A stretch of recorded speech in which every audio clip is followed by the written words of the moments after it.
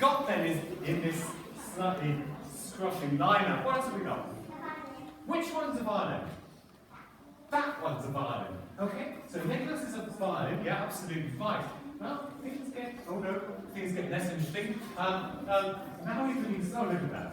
His shirt's even tucked in. Ben here plays that thing. What's that? What's that? What's that? A flute. Yes. Close. Like family, but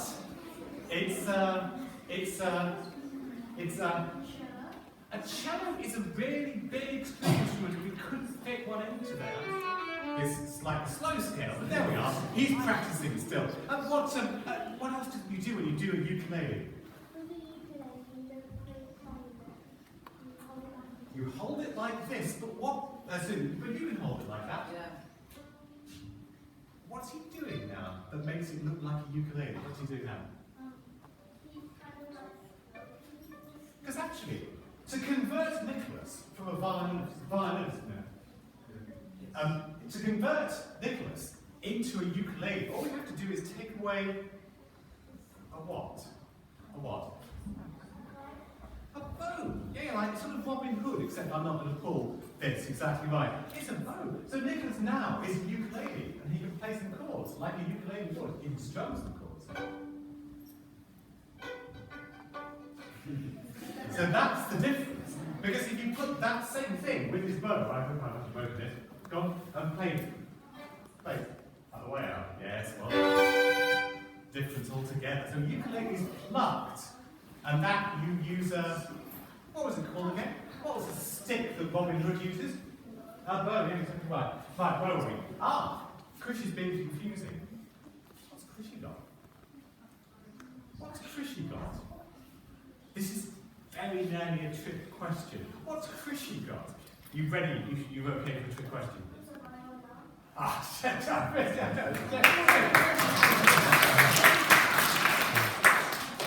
Total star. Well done. Yeah, it's a bit. What's the difference then? Oh, you do it better. You feel it better. What's the difference between a violin and a viola? A violin and a viola. The violin is goes behind the voice. The viola is a bit deeper. Boys, our work here is done. Let's go on. Well done, exactly. A violin is higher and a viola is lower. And when you put them side to side like this, physically, you can see why, can't you? What can you see about the difference between a violin and a viola? What can you see? What can you see? What can you see? Size? Size, go on, tell us. So his is a bit smaller. Yeah? His is a bit smaller and his is a bit bigger. And when you're thinking about the size of an instrument, what does that mean about the sound? So what does do? You put your fingers over the holes and it makes the instrument shorter or bigger. So if I put all my fingers down, I bring all the holes in the clarinet. Or if I put hardly any fingers on at all,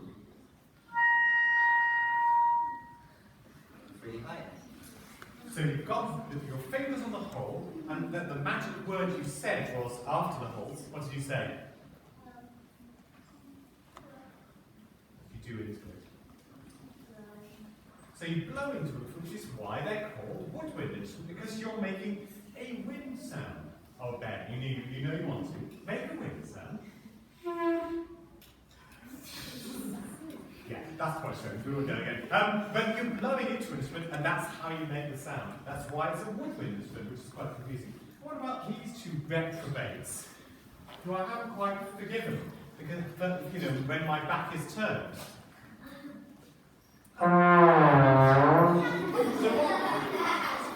Very slow today. What family day do they like to be? The grasses, they're made of this funny golden colour stuff, which is called glass, which we don't fully understand. We should play some music. What?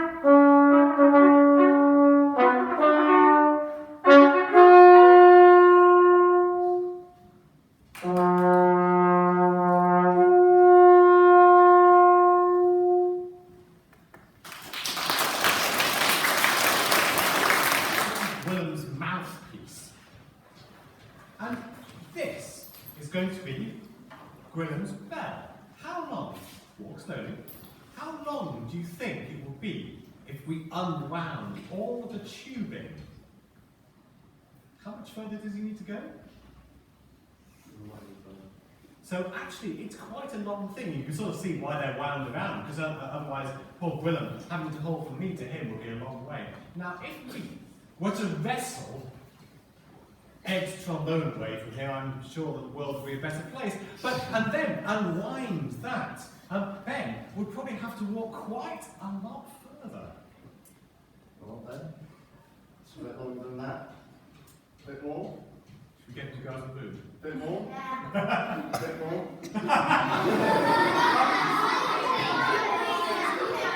And I'm not sure you're taking this particular educational exercise very seriously. But the point is made. Actually, the distance. I was probably about there, isn't it? Maybe a bit further. Actually, the distance from there to there. This is the trumpet distance, and the trombone distance is way further. Sorry, I was interrupting questions. How about a question for Ed? Try and perplex the lad. You can. Thank you. Yes.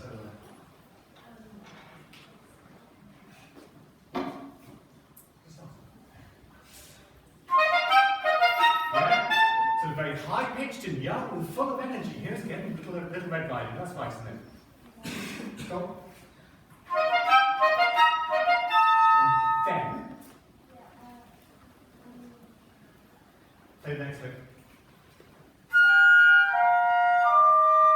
Go on. You said Little Red Riding Hood, and then you said the other character, didn't you? She was going to her grandmother's box, and she got eaten, so maybe a little scary one. Yeah. I don't think Little Red Riding Hood gets eaten. I'm not sure. I thought didn't that make... Yeah, I know. I shouldn't bring these things up. No.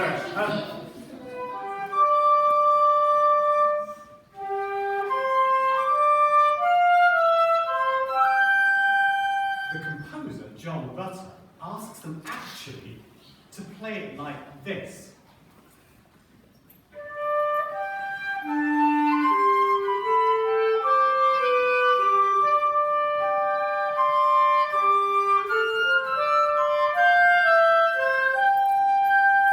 So what clever thing has the composer asked them to do? Okay, great. So we get this tune. Is that tune again? Yeah. It starts here.